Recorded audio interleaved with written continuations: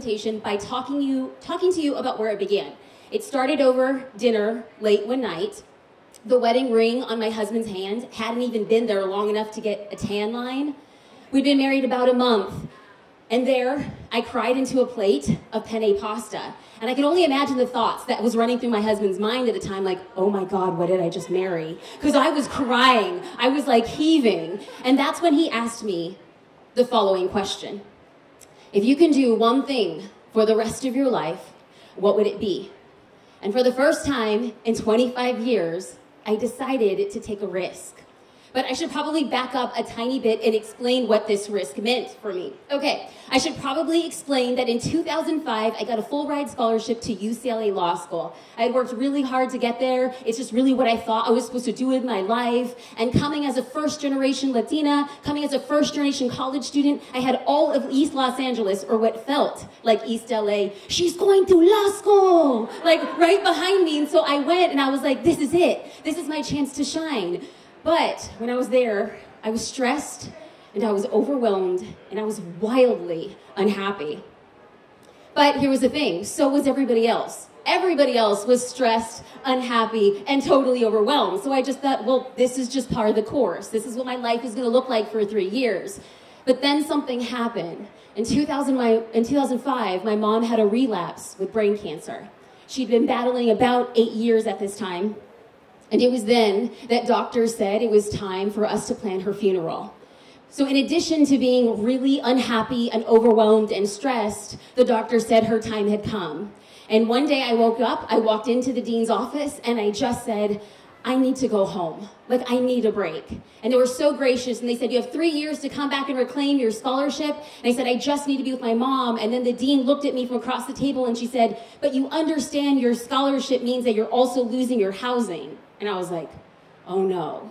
So I'm on scholarship, I ain't got a job, I have no money, and I don't have a house, including my apartment in West Los Angeles because it was campus housing. So I go to the one place that always had the light on for me, my parents' house. So I was 25 years old, I packed up all my stuff. At the time I talked to my boyfriend and I said, hey, I just left law school. And he's like, great, do you wanna go out to dinner? And I was like, no, I left. And he's like, what? He said, don't worry, I'm gonna go home. I know what I'm doing. So that night, packed everything up in his beater 1982 Ford Ranger that had a camper on the back of it. We were rolling real high class then, let me tell you. And so he drops me off at my mom's house and I climb up to her bedroom. She's on the second floor and she couldn't move. She had no hair and she couldn't really talk. And I climbed into bed with her and I pushed my nose to the back of her neck and I took this big whiff. And she smelled like eucalyptus and Pond's facial cream. And I thought, God, I just made the best decision of my life. That no matter what, law school or not, I'm here with her right now. And later that night, I climbed down and I went back into my bedroom. And the next morning, with this light coming in through the curtains, I opened my eyes and I saw an NSYNC poster on the wall. And I saw my clothes from high school in the closet. And I thought to myself, oh my God, you just made the worst decision of your life. What are you doing? And I said, I don't know what I'm doing and I can't really figure it out. But one thing that I know is that I want my mom to see me get married to my high school sweetheart. We'd been dating almost 9 years at that time. And I kept on telling him, hey, when I graduate. And then all of a sudden, when my mom got sick, I was like, now. I need a ring now. And he's so gracious. And he said, okay, we are going to get married and we're going to make sure that your mom is there. 3 months later, the doctor said she can't get on a plane. The doctor said she won't be able to walk. The doctor said she won't be able to talk. And against all odds, my mother and my father walked me down the aisle with 25 people on a beach in Hawaii. And it was then, wait a minute, y'all, hold that applause. You could tell the people who went to church, they're just clapping, right? Like, oh yes, I'm filled with the Spirit right now. And I could say that because my dad's a pastor, no talking trash. Okay. So I should also say that my dad's a pastor in East LA, so people be talking back to him. You know, I live in Newport Beach now, and churches there are very quiet. Churches in East LA, they talk back to you. So here, thank you, I feel you, thank you guys, but here's the best part, is I can fast forward to this story and tell you that my mom asked me what I was wearing to today's event. Because she is still here. Yes, yes, yes, that's the applause, y'all. It wasn't walking down the aisle. It's actually walking into my arms still to this day. Because what I knew then is the thing that I really want to come and talk about today. is that her life, she was 50 years old when when the doctors had told her, we're done with the 8 years of chemotherapy. And I was 25, and I thought to myself, oh my God, if I have 25 years left in my life, I don't want to die a lawyer. I had a midlife crisis when I was 25 years old, and I said, I don't want to do that, so what do I want to do? So, it was then when it was time for me to make a decision. That is how I ended up crying into that plate of pasta in 2005 because I got a letter from UCLA and they said, it's time to come back. It's time to get your scholarship. And I said, I don't want to go back. I don't know what to do. And that is when my husband, my newly minted husband of a month, said, if you can do one thing for the rest of your life, what would it be? And I said, I think I want to be a photographer. And he said, okay, you don't even own a camera. And I was like, I know, but if I had a camera, I could probably be a really good photographer. And where other people would probably say you're unqualified, and where other people would probably say you're bat trash crazy, where other people will say, hey, you probably drank too much wine tonight at dinner, he didn't. He said something that forever changed my trajectory. And he said, I would rather see you fail at something you love than succeed at something you hate. So he bought me a camera and he said, go, try it. For 1 year, give yourself the permission to see if you can actually do this dang thing. And so then what happens? Well, in 2006, I opened my camera on January 1st, and 2.5 years later, I was voted one of the top photographers in the world. I was voted in 2010 one of the top influential photographers. In 2012, nominated the top 10 most socially influential photographers. So photographers who have social media, I was top 10 and the only woman listed. And this comes from somebody who you now know is a hot mess. This now comes from somebody who was underqualified and somehow found a way to over-deliver. And I will tell you that that happened by two things, blogging and social media. So I can stand on a stage and people can come in here and be like, who does this girl think she is? Nobody. I don't think I'm anybody except for a hustler. And if you are in this room and you feel like a nobody because there's other people here with 400, 800, a million followers and you're like, I got 4. No worries, sweetie. You're going to use your blog and you use social media to attract a tribe the way that you want to do it. Can I get an amen? Okay, because the thing that had happened was that photographers started asking me, how did you build your business? And I said, I built a social media following. I connected with people. I created content on my blog. And then, slowly but surely, other entrepreneurs started asking me, will that work for me? Will graphic designers, fitness professionals, bakers, bloggers, will that work for me? And I said, let's try it. And so I started consulting. And then the consulting led to bigger organizations and bigger businesses. And soon I was on large-scale platforms teaching people, business owners who have MBAs, people who have MFAs, people who've gone to art school. And I was like, I ain't got nothing except a hustle. And here's the thing, my story resonates because there are other people who are in my exact position. You might not have everything, but you want it all. And I am living testament that if you want it, go get it. The only person stopping you is you. Because what we're gonna talk about today is blogging 101. And I'm not sure if some of you guys came here today to talk about various platforms. Should you use WordPress? Should you use Squarespace? I don't know. I don't give a rip. Just start writing. Right? You're going to figure it out. This is how you just, I got to clap. Yes, girl. Yes. Okay. Now, here's the thing. I don't want to talk about blogging, period, because I don't care. I want to talk about blogging that people will read. Right? Thank you. We're getting some nods because we know people have blogs, but then we want to be the blogs that are read. Those are fundamental game changers. So let's talk about how we can do this. Because this presentation won't do you any good if you don't know the purpose of your blog. We understand that on this rooftop in about 91 degrees in downtown Los Angeles with this odd humid weather, we're not used to this. We're like, where's the dry heat? What is going on right now? On this rooftop are literally hundreds of people who all do the same thing. So how do you stick out? How do you have blogs that are read? Because there are some bloggers, there are some social media influencers who have people talk back to them. Right? They have a smaller following than you do, but they have more likes and comments. And then you wonder, how is that happening? Or is that only me? Is that only me? Nobody's being honest. Okay, good. Yeah, because we want to know what makes those people different. How are they standing out? How are they building a tribe of people who are consistently responding? Because oftentimes on social media and on blogging, there's two types of people. People who engage and people who just scroll on by. Let's talk about the people who are going to engage with us so that your blog has a tendency to stick out. Okay, because oftentimes if you come here and I just want to learn how to start a blog. Because if I just start a blog, I will be cute enough, I will be fashionable enough, and then it'll all just fall into place. And I'm here to tell you, you need a better plan, right? Because the thing that's going to happen is I'm going to show you how. I'm not going to talk about our better plan. I'm going to actually show you step by step how we can actually make this happen. So you're going to get a better plan for strategies for blogging. You're going to have a better plan to leverage social media, and a better plan to get people engaged. So let's start moving. Okay, so in order for us to accomplish all of those three things, we're going to be focusing on three main elements. Your who. Who are you blogging for? We're going to figure out what they want to see.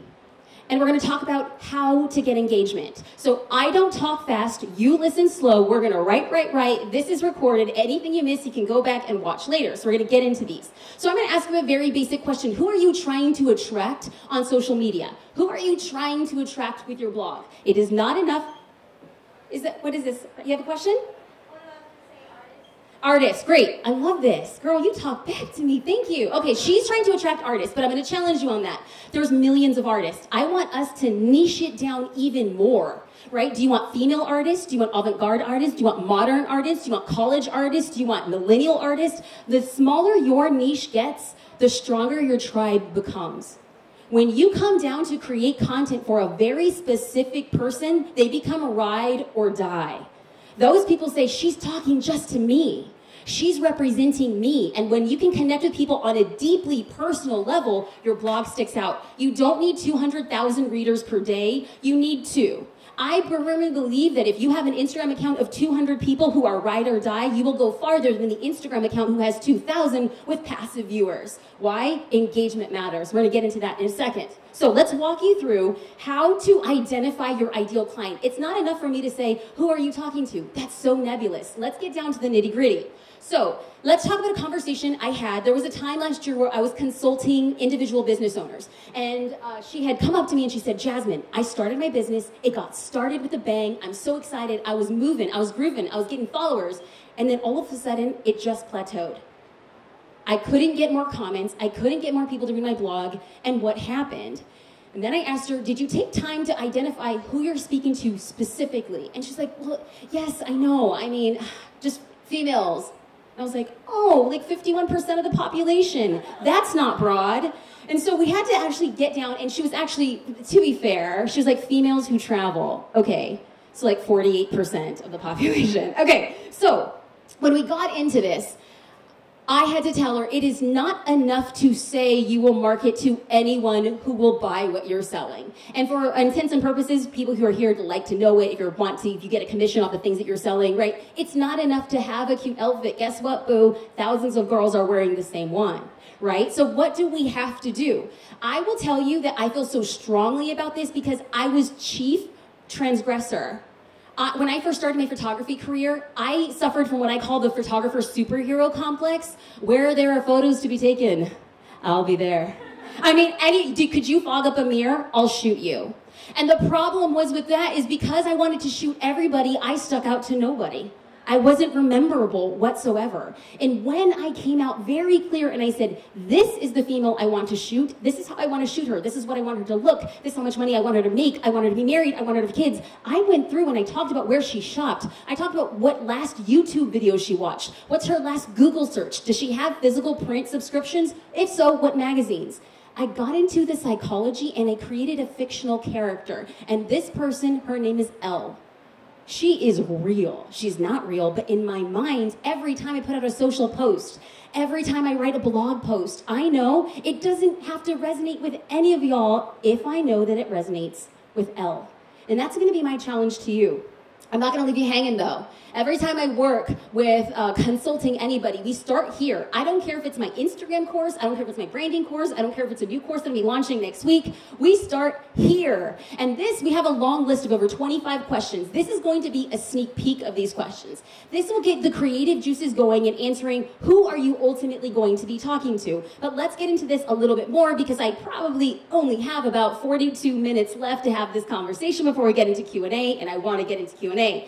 If you guys want to get all of the questions, you guys can go to jasminestar.com/ideal client. There's a video, there's questions. You're going to work right on through all of that. So you can do that on your own time. A little bit of homework as a parting gift from yours truly. So now that we know who we're talking to, let's talk about what they want to see.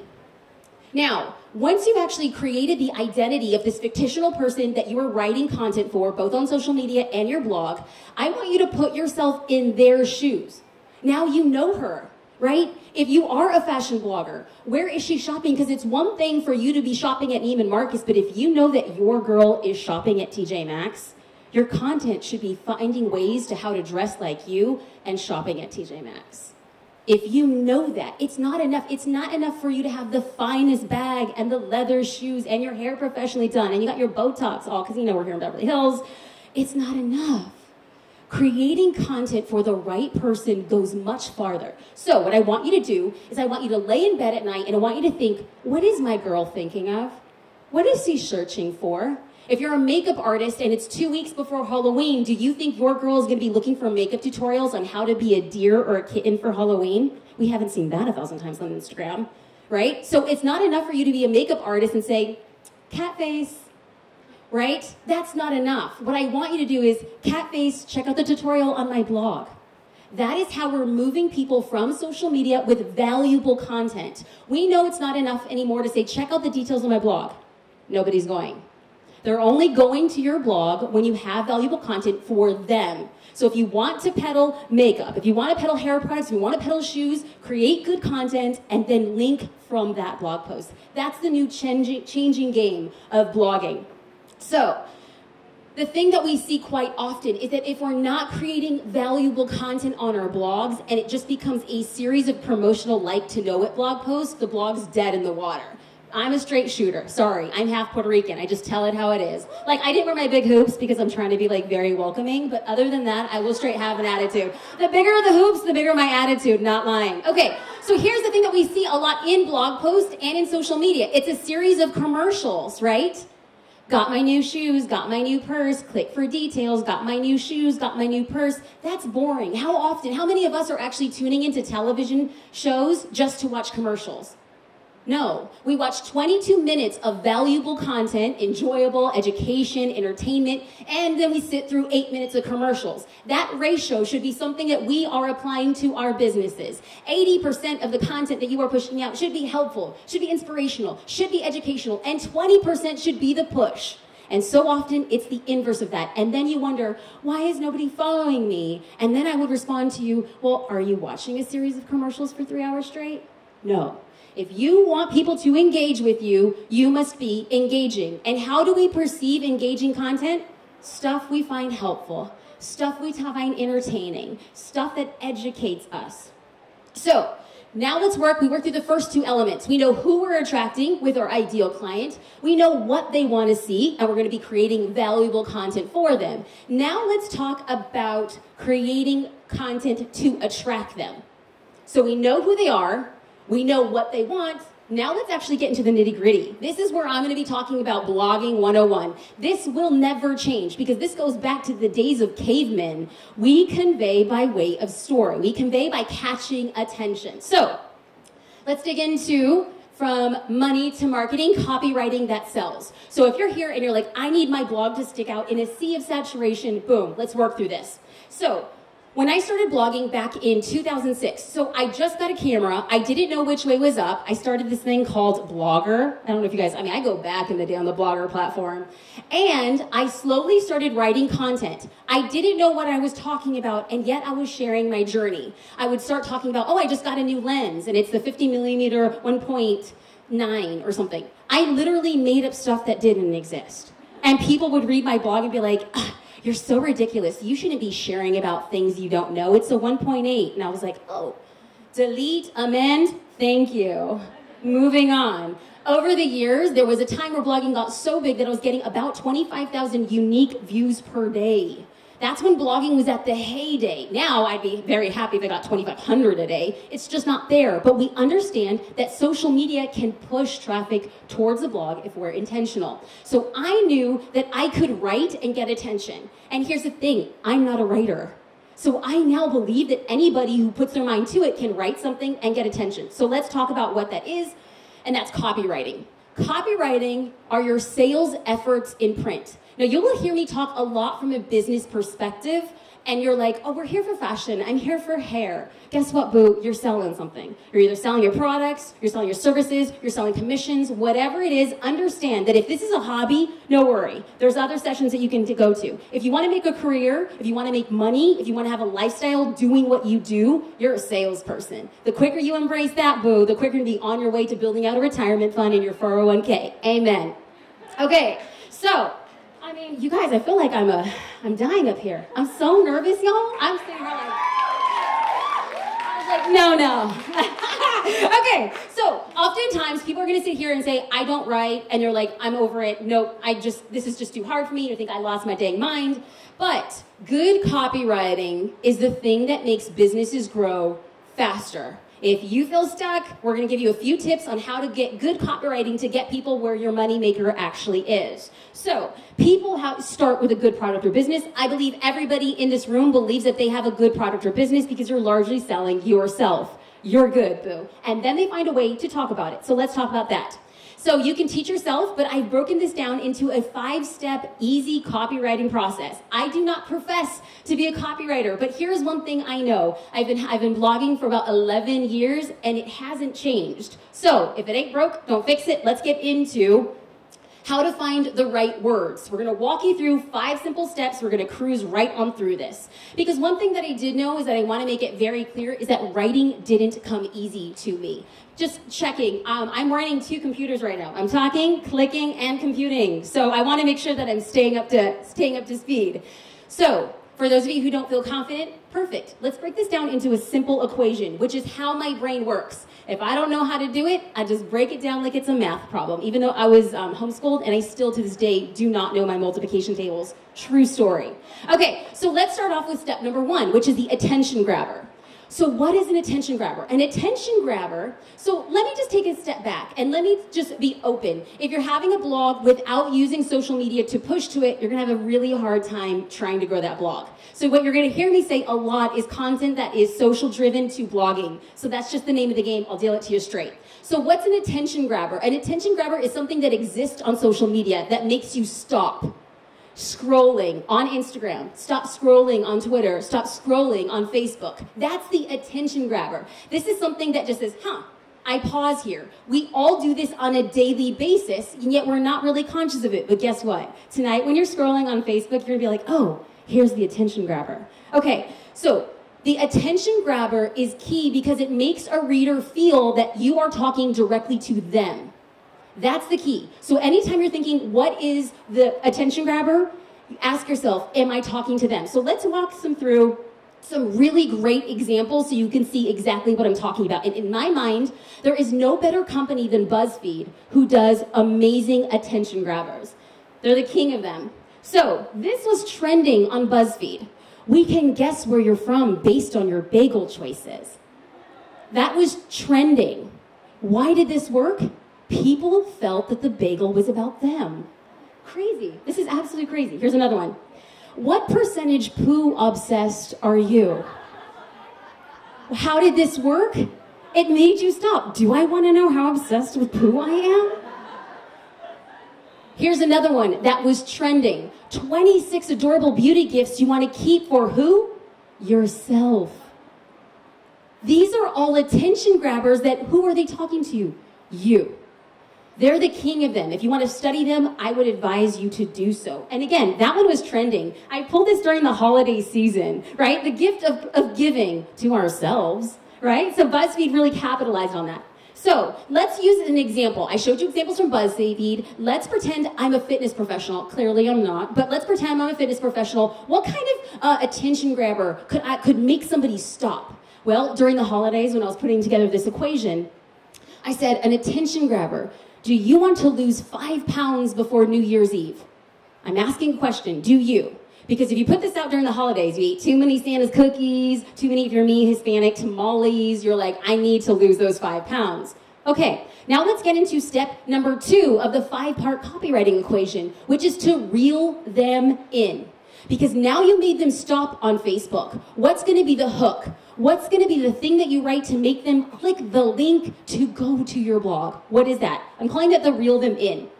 So, attention grabber, reel them in. Let's talk about a really great example that I saw on Facebook. Now, I don't know what Save Honey does, but look at their attention grabber. This is how millennials are saving money, and it's genius. This was targeted towards me because technically I'm on the cusp of being a millennial. So, caught my attention. I'm a millennial. How are millennials saving money? Look at how they reeled me in. You might be wasting money if you don't know this trick. I'm a millennial. You're talking to me. I want to know the trick. We see this happening all the time, and this was such a perfect ad to demonstrate that. So let's go back to my example as a fitness professional. The attention grabber. Do you want to lose 5 pounds before New Year's Eve? Reel them in. They rolled their eyes when I said I'd fit into my prom dress, but when I walked into the room, ... Do you want to know if I lost the 5 pounds? I don't know. These are stories that we're using. Anything to make them go on to the next thing. Because studies have shown that on social media, you have 3 seconds to educate, compel, and get them to click. You have 2 sentences for somebody to be like, stop, read, decide. That's how much time you have. So the stronger your attention grabber, the stronger you can reel them in, the faster you're going to get to the next component, which is step number 3, to keep them on the line. Because once you get them to click over to your blog, that's only half the battle. Because you only have another 3 seconds for them to determine if they actually want to stay and read the rest of the content. So what are you going to do? You're going to understand that the content that you're sharing on your blog, you're not competing with other fashion bloggers or makeup artists or hairstylists. You're competing with all of the freaking internet. Everybody who has a everybody who has a link to click is your competition. So let's make this as easy as possible for our readers. We have the attention grabber. We're going to reel them in, and then we're going to keep them on the line. So how are we going to keep them on the line? Well, we're going to convince them that they made the right decision to click. And how are we going to do this? Well, at the beginning of your blog post, you're going to outline the benefits of reading. We're going to make this easy. Give them the Cliff's Notes version at the beginning. Is this for you? Great. Now, before this idea stresses you out, let's walk through this example. Do you want to lose 5 pounds before New Year's Eve? The reel. Oh, did I lose the 5 pounds? And when they get to the top of the blog post, they will see this blog post will reveal the sugar misconception, the 10-minute workout that jumpstarts your metabolism, and a complete 5-day meal plan. When you get them there, sell them to make them read through the rest of the post. Because when they read through the rest of the post, there's a higher likelihood of them clicking on the link in which you either get a sale, get a commission, push your brand forward. These are the things that we're thinking about. Are we following? Great, thank you guys, because you know I'm like sweating up here. It's not a good look. Number 4, I want you to identify their concerns. So we got their attention, we got them to the blog, we explained what the blog post is about, now we want to identify their concerns. This is where we talk about who it's for and what it's about. Very clear. So, who is the blog for and what are they going to gain? This is the thing we have to reprogram our minds to think about into blogging. Our blog is not about us. Our blog is how we can serve our readers, period. That is the currency on the web, trust. If you want to build a career and a life around blogging, you must build trust. And how do you build trust? By sharing. So let's get into an example. If you've struggled with gaining weight over the holidays, if you're tired of trying every diet, popping every pill, and staring at a mountain of online workouts without anything to show for it, I know exactly how you feel. We're like 2 peas in a pod. But get ready to throw everything away because what you're about to read will blow your mind. So, who is this for? People who struggle with holiday weight gain. What are we talking about? the solution to weight loss, even if you've tried anything else. So of the first 4 steps, the attention grabber, the reel them in, the keep them on the line, and who is it for, has all been about who? Them, exactly. Our blog post and getting them there is entirely about them. So now your time to shine has come. This is step number 5 of this copywriting equation, and that is to answer their concerns. This is exactly what we're going to be talking about. Now, you are uniquely qualified to talk about something. You guys can talk about the blue sky. Everybody could talk about the blue sky on the same day. But guess what? All of us are going to talk about the blue sky differently. We're going to talk about the science of blue skies, fashion of blue skies, childhood memories of blue skies. So you are uniquely qualified. So if you're like, everybody talks about weight loss, everybody talks about Louis Vuitton purses, everybody talks about Kim Kardashian contour kit, guess what? Nobody talks about it like you. You have something uniquely qualified to share. So your content is going to speak directly to the person you identified at the beginning of this conversation. Your content is for women of color with short hair. This is for tall girls. This is for curvy girls. This is for people with yellow undertones. I'm Puerto Rican. I have green undertones. It's so hard for me to find the right shade of makeup. If I found a fashion blogger who can talk about girls who struggle with green undertones, hail from the Kermit of the Frog lineage, I would love to hear that. I need help. Okay, so what you're trying to do is you're trying to understand that you understand their pain. When we address pain points, when we make life easier, we build trust faster. So, now that you've prepped your followers through the 5 copywriting steps, what do you want them to do next? 1 of 2 things. You want them to work with your business, and in this term, it could be purchase through an affiliate link, it could be buy one of your custom-made t-shirts, buy makeup that you're selling, whatever. Or 2, which would be just as good, sign up for your newsletter, follow you on social media. Your blog can just be the gateway to building trust over time. So, as a review, we're going to talk about the attention grabber. This is going to stop them in their tracks, and then you're going to reel them in. This is what you're going to do to click that link, and then you're going to keep them on the line. You're going to tell them at the beginning, this is what this blog post is for.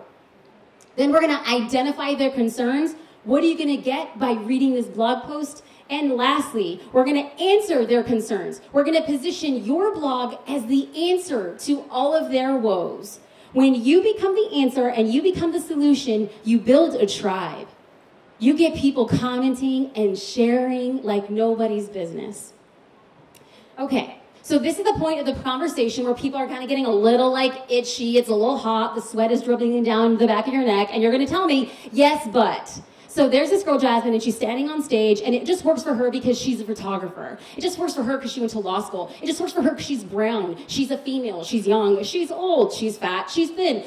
And there's a million of excuses, and they're all going to be coming from very different perspectives. My challenge to you is to focus on the reasons it could work, not for excuses why it won't work for you. Because let me tell you, in our minds, we like to tell ourselves that other people have it better, that it's easier, they're more beneficial, they had a silver spoon in their mouth. Did you know that their daddy is the manager of Bergdorf Goodman? I'm so sure. Guess what, boo? You have more style in your pinky, and you can source from thrift stores, TJ Maxx, and put in a nice little designer bag, and you will rock that out. Why? Because that is the one reason you will succeed, and not an excuse as to why you won't. So here's my promise to you. I want you to succeed on your blog. I want you to succeed on Instagram. And I'm going to show you one of my very top secret, just kidding, it's not a secret, I'll be sharing it anytime. But this is what actually makes photos really good. Even if you don't have a fancy studio. I don't have a fancy studio. I'm going to show you a 3-minute lighting tutorial that you can take of your shoes, purses, makeup. So you're going to get good light anytime, anywhere. Mars. How are we doing, Mars, on the audio? Are we good, homie? Almost? Okay, almost. I'm just going to talk a little bit. I'm going to do a little song and dance until I get... See, Mars, dude, I told you a slide 60. You got it. There it is. Superfly. Okay, are we good? Let's try this.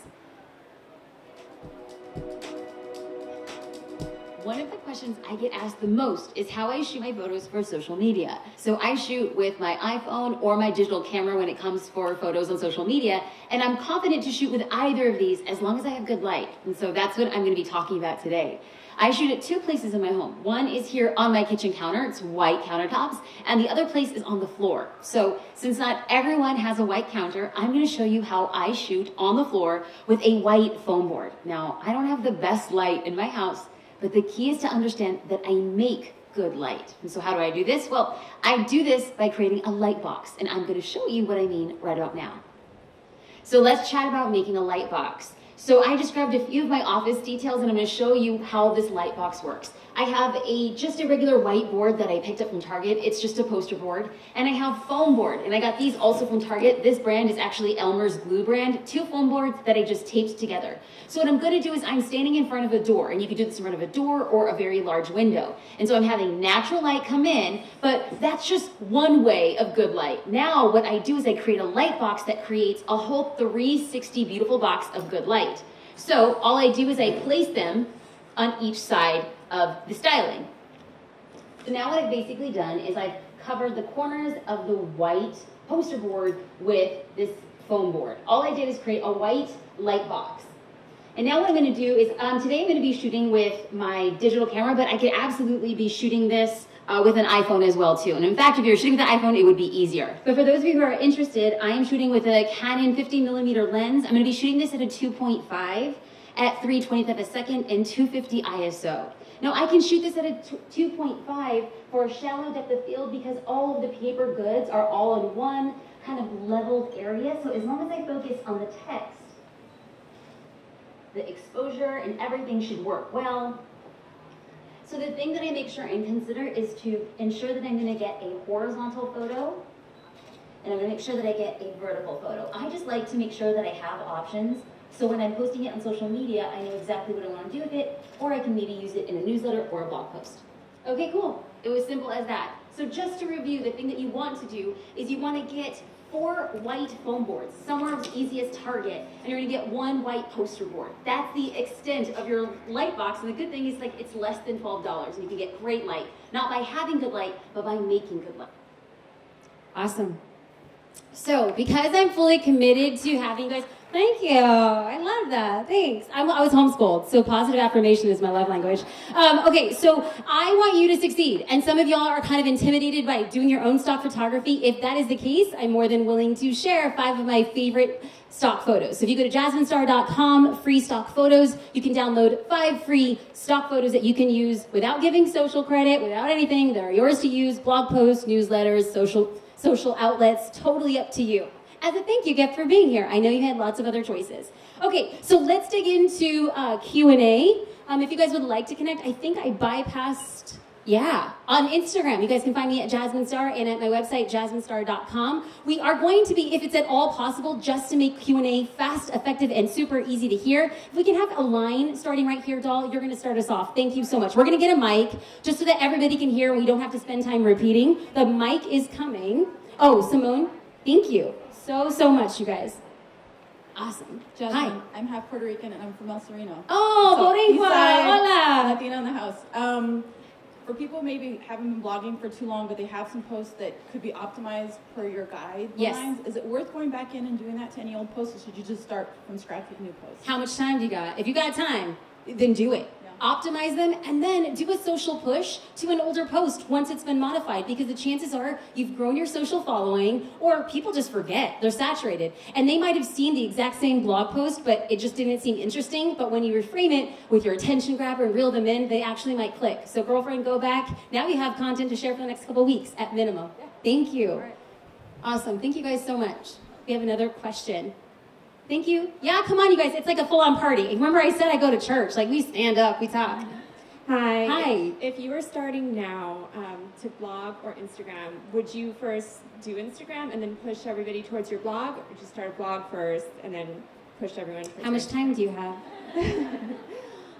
I have a lot of time. It's my Girl, then you're doing both. It's not even a question. It's not or. We live in a highly competitive environment. The number one thing that people are searching for and vying for, attention.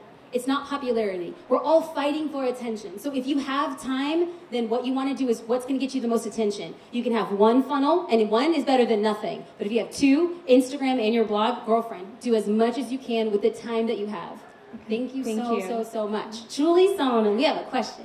Thanks, Doc. Okay. So I want to know, if I am creating content on my blog, yes. I want to make sure that that's super specific to the blog and it's not something that I'm also putting on other social platforms, because I don't want my audience to think, well, if she's just telling me this on Instagram, why do I have to go to the blog? Yep. So do you have any tips on how I can be a little bit more strategic about that? If it's the same content, how can I make it special on my blog? How can I make it special on Instagram, Facebook, what have you? Perfect. To make sure people are going That's to great. this? So, Julie, keep the mic for 1 second, because we're going to talk. I actually just met Julie in person a couple days ago, and she met her husband, very handsome Jonathan. He's an actor. They met at a charity event in Tennessee, right? Tennessee? Okay. So I know this. So I'm going to think, go back to that night that you met him and think about how you wanted to attract him. You gave him a little bit of information. You took him off on an overview to see the city. No, it didn't turn into anything else. She just took him out, look at beautiful overview of the city. She essentially gave him a sneak peek of who Julie was. On social media, it should be your first date. Give a little bit in order to get them to the second date and the third date before they get into a relationship. Because you have beautiful, amazing content on your blog, but by going on social media, I'll let you read it there. You didn't tell me anything. Like, I don't know how it is. Give them a tiny peek. Do you give them the attention grabber? Reel them in, and then give them a tiny tidbit of what they're going to get. They're going to get the 5-day meal plan. They're going to get the misconception. They're going to get a 10-minute workout. Ooh, okay, I want to go. The sneak peek will lead them ultimately to where you want them to go. Awesome. Thank you, Julie. Thank you. Are there any other questions? Okay, good. Girlfriend, yes, who's attracting artists, but now we're going to know specific who you're going to be attracting. Good afternoon. Thanks for being here. Thank you. I appreciate you. So, I don't mean to confuse and clutter anyone, but that's why I'm asking a question. So, I'm involved in the arts, and under the umbrella of the arts is I've been going to New York Fashion Week for over a decade. Perfect. And I also paint, and I draw, and I curate, and I produce events with painters, artists, with coupled with musicians, grooving, and we produce this beautiful album. Are you going to ask who you're creating content for? What? Are you going to ask who should you create content for? Who to lead by? So we have this positive conscious music. So it makes sense, I guess, to me, but I'm not the expert here. I'm learning here. So we have a YouTube page. I have a bit of a social media following of quality influence friends and stuff. Okay. So I'm just wondering, we have the positive conscious music, beautiful music that took over 3 years. We just released our first single this week. So it makes sense to start with the purposeful message of the beautiful music, right? Yes. So from something I heard earlier, I'm like, oh, well, why don't I start doing a blurb on a YouTube so people will be interested? But how do you couple it with fashion and art with the music? I don't think you should bite off more than you can chew.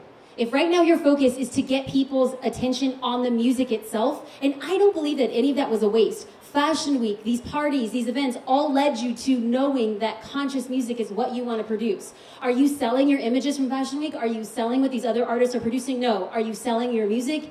Yes. So all your efforts should go towards where you are now. Not what got you here won't get you to where you want to go. So you want to focus on your music. You want to build content around that. What are the benefits of conscious music? Where are you going to be performing? Do live music on YouTube. Do an Instagram live. Do a Facebook live. Point people back to the recorded version. Give a portion of the proceeds from that music to help other people, because now your message goes just beyond you. That is creating helpful content that's relevant but yet points back to you, instead of being like, record another song.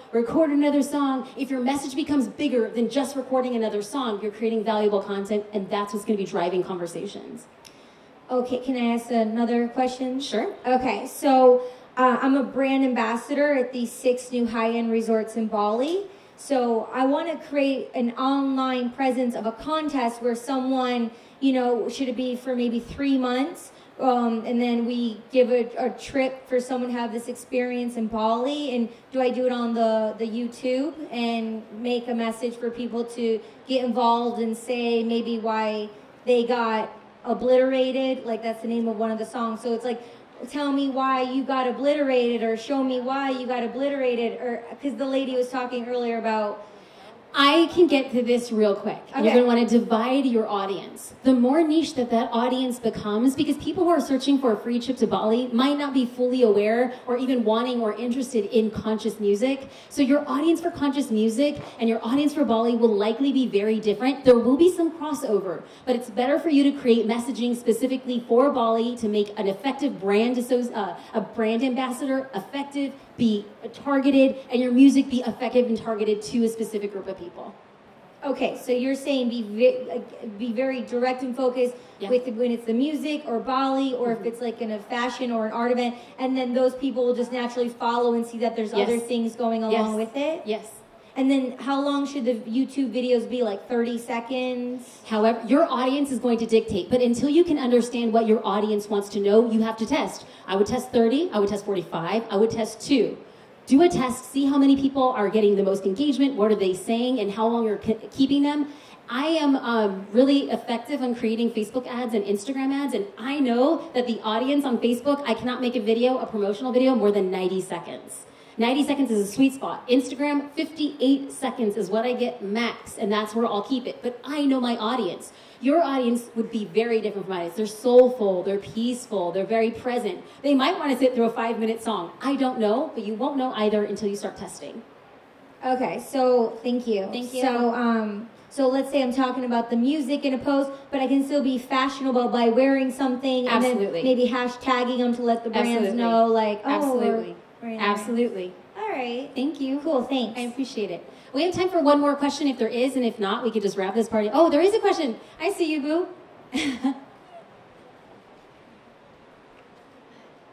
Hi, so I am trying to build my blog, and I'm wondering, I think I've spent a lot of time focusing on my message and trying to reach the right audience and making sure that the things that I have to say resonate, like what you're saying, like my copy and everything.